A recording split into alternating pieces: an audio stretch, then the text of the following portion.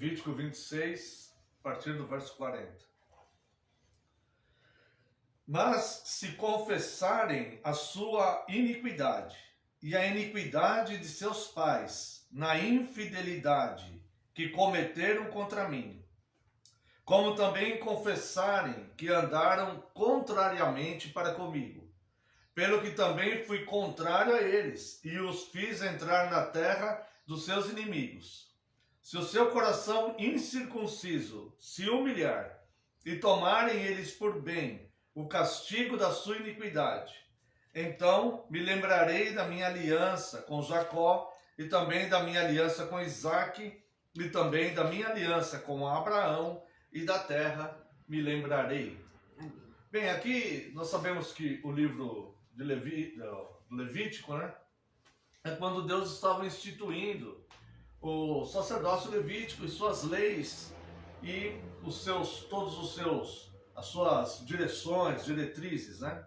Nós sabemos que o sacerdócio levítico não existe mais e que as leis sacerdotais foram transformadas na mudança do sacerdócio.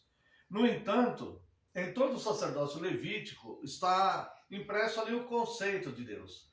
E nós já vimos então, podemos perceber por textos como este, né, pequenos que nós lemos aqui, que o conceito da confissão e da admissão de culpa pelos nossos pecados diante de Deus, ele existe desde o início, né? Quando Deus requer isso do seu povo em congregação, que o povo seja penitente, que o povo reconheça as suas imperfeições, os seus erros, né?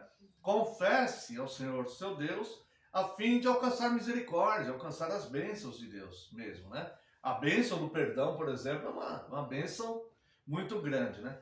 Mas neste texto em particular, nós vemos algo interessante aqui, né? Veja só, verso 40. Mas se confessarem a sua iniquidade e a iniquidade de seus pais, na infidelidade que cometeram contra mim. Irmãos, é óbvio que nós não podemos pedir o perdão dos pecados de outras pessoas. Nós podemos pedir o nosso perdão de pecado. Por quê? Porque para que Deus perdoe os pecados é necessário o arrependimento.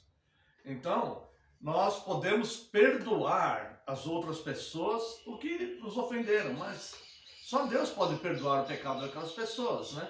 Nós podemos orar pedindo para que aquela pessoa se arrependa. Senhor, faça com que aquela pessoa se arrependa, né? Mas o perdão dos pecados dessa pessoa em particular, deverá ser pedido por ela mesma.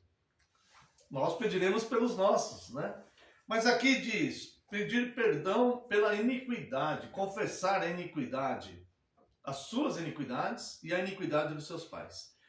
Duas coisas, né? Nos últimos domingos nós trabalhamos um pouquinho, mesmo de forma breve, a questão de pecado e iniquidade, né? Aqui está se referindo à iniquidade, pecados que não eram confessados, praticados e não confessados, tá?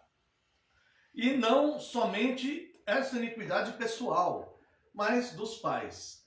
Aqui, irmãos, nós temos uma grande lição tirada do conceito de Deus sobre isso, tá? Nós não vamos pedir que Deus perdoe os nossos pais. Os nossos pais devem pedir isso, né? Para o perdão dos seus próprios pecados, tá?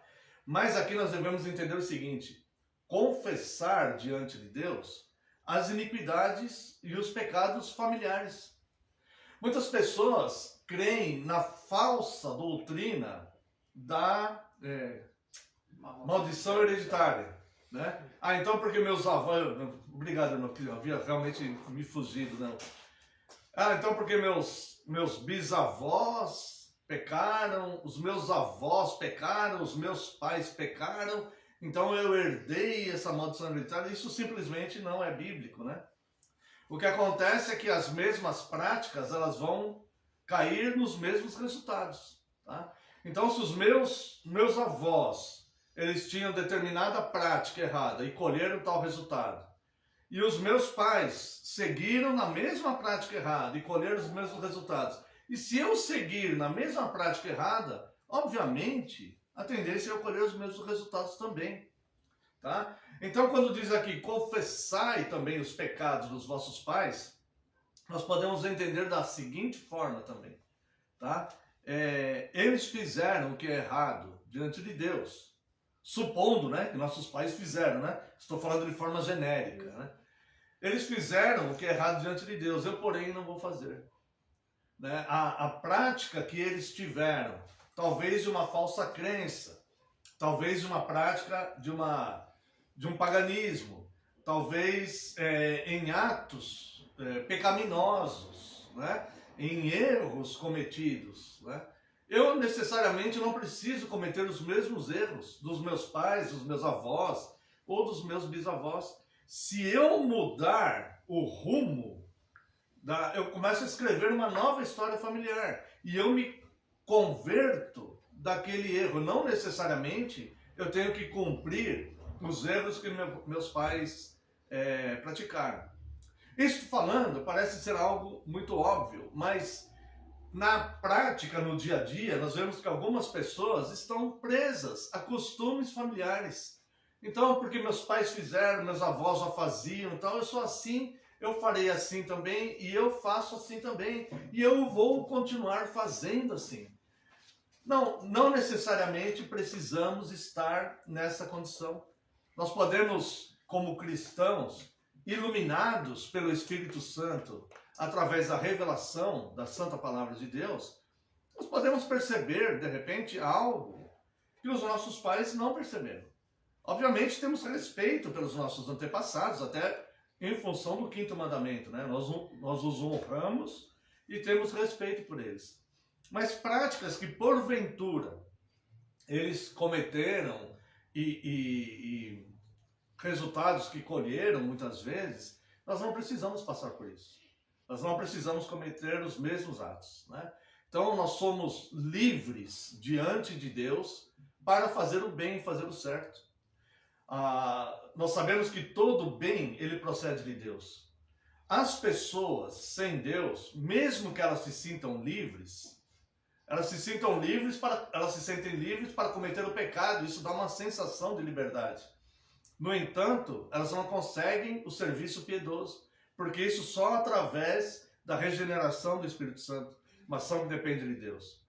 No caso daquele que está em Cristo, nós somos de fato livres para fazer o bem de fato, com certeza.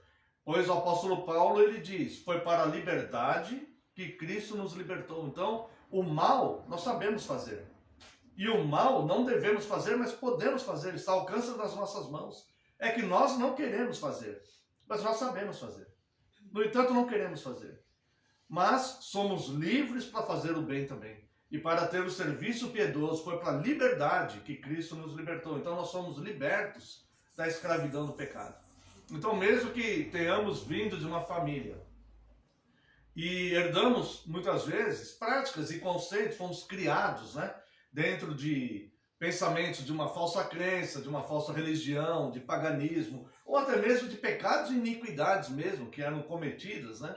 Hoje nós somos livres pela iluminação do Espírito Santo para mudar isso, para mudar essa realidade, né?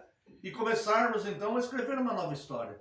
Uma história de pessoas livres que em Cristo podem entender e fazer o bem de fato, tá? Então quando ele diz aqui, né? Se confessarem a iniquidade, a sua iniquidade, tá vendo aqui? Questão pessoal, né? E a iniquidade de seus pais, na infidelidade que cometeram contra mim. Então, eu confesso que minha família errou, meus ancestrais erraram nisso, embora eu os respeite e os honre, conforme o 5º mandamento, mas eu posso mudar agora e ensinar coisas diferentes para as futuras gerações da minha família. Não para os meus filhos, claro, né? Filhos, netos, mas não só eles, sobrinhos e demais pessoas, né? Que venham a fazer parte da minha família, genros, noras e por aí afim. Então, nesse momento, irmãos, é um momento de